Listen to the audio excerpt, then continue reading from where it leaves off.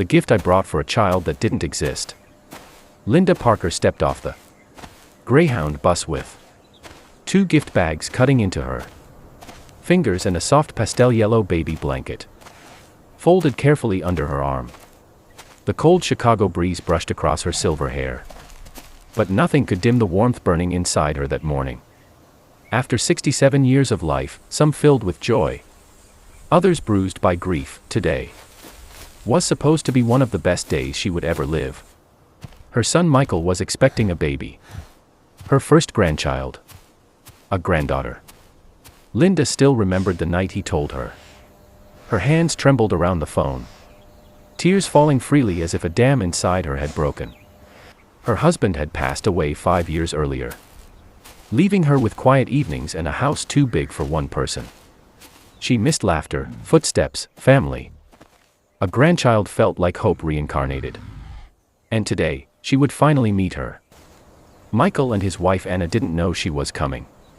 Linda wanted to surprise them, arrive with hugs, gifts, love overflowing like spring water. She imagined holding the baby close, rocking her to sleep, inhaling that newborn scent that once belonged to her own son. The Uber dropped her at their small rental home, a white, single-story house with fading paint and a cracked driveway. It wasn't much, but it looked warm. It looked lived in. It looked ready for a child. Linda straightened her scarf and walked up the porch. She knocked. No answer. She tried the handle. The door was locked. She pulled out her phone, ready to call Michael, when she heard voices inside. Not just voices, Anna's voice, talking softly. But Linda heard no infant cry. No giggle. No soft wail. Strange. A mother with a newborn rarely has silence. She leaned closer to the window, guilt pricking her conscience. She knew she shouldn't look. But love does strange things to people. And curiosity, even stranger.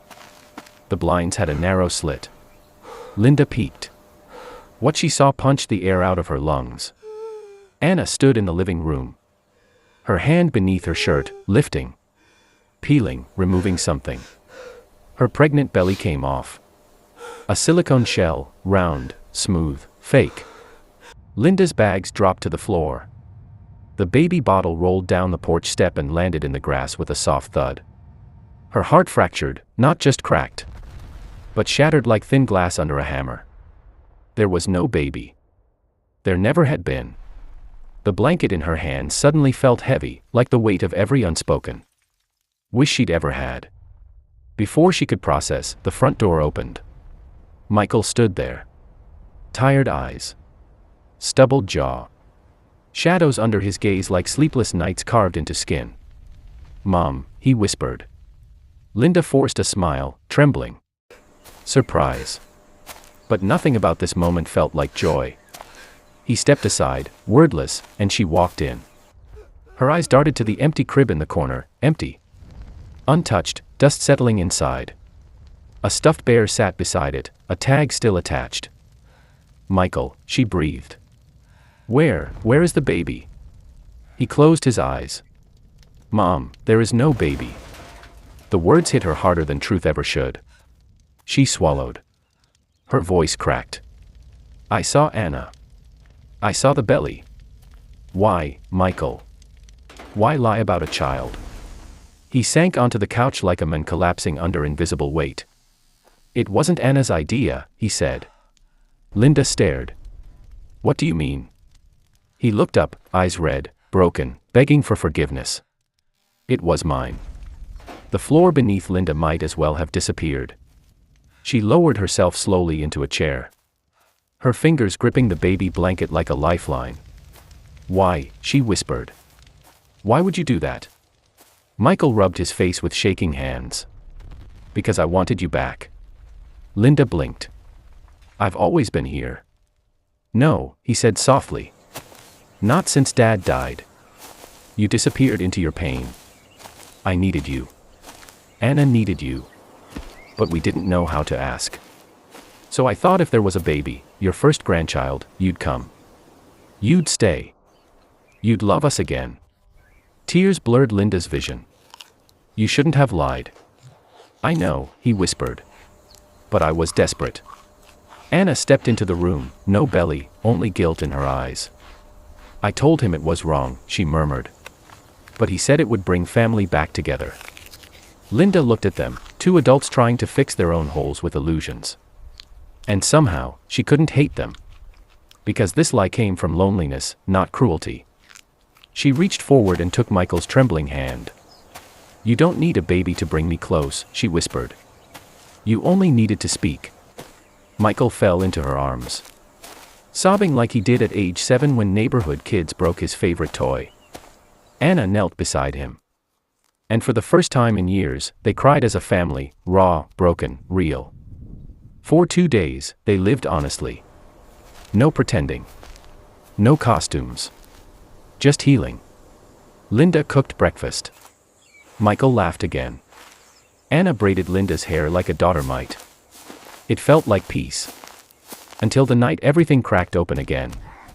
Michael stepped outside to take out the trash, and the wind pushed the door ajar. Linda heard voices. Not friendly ones. One calm. One threatening. She walked to the hallway and froze. You're late again, a deep voice growled. We said Friday. Michael's voice trembled. I just need more time. More time. For what? Linda whispered to herself. The men stepped closer, boots crunching gravel, tone venomous. If you don't pay next week, we take more than your house. Linda's blood turned to ice. She backed away, heart racing. When Michael returned inside, she stood waiting in the living room, arms folded. Expression demanding truth. Who was he? Michael opened his mouth, closed it, then sat, defeated. I lost my job 8 months ago. We ran out of money. The rent doubled. I borrowed from a private lender. Wrong choice. Very wrong. Linda's knees weakened. And the baby lie. He swallowed. I thought if you believed we were having a child, you'd help us. Not because you're rich, just because you're a mother. But I didn't want to ask directly. I thought a grandchild would make you stay longer. Make us feel like a family again. Linda closed her eyes. Pain isn't always loud. Sometimes it's a whisper shaped like regret. She placed a gentle hand on his cheek. You don't lie to get love, Michael. You ask for it. You fight for it. You don't build hope from illusion, it collapses. He leaned into her touch like a child seeking shelter from a storm. So Linda made a decision. She moved in temporarily, not as a guest, but as a mother returning to her son. She helped Michael rebuild. Updated his resume.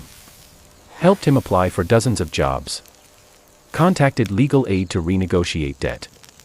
Encouraged Anna to revive her handmade candle business online. Days turned into weeks. Small progress. Small victories. Slow healing. Then came the confrontation. A black SUV rolled up outside one evening. The same man stepped out. Hard face. Cold eyes. Someone used to fear as currency. Linda stood beside her son as the man approached. You owe us, he said darkly. Michael opened his mouth to speak, but Linda stepped forward. No, she said firmly. We owe you clarity. Not fear. The man raised a brow, amused. Linda didn't flinch. I spoke with an attorney this morning. You'll get your repayment, through legal channel, not threats. You approach this house again with intimidation,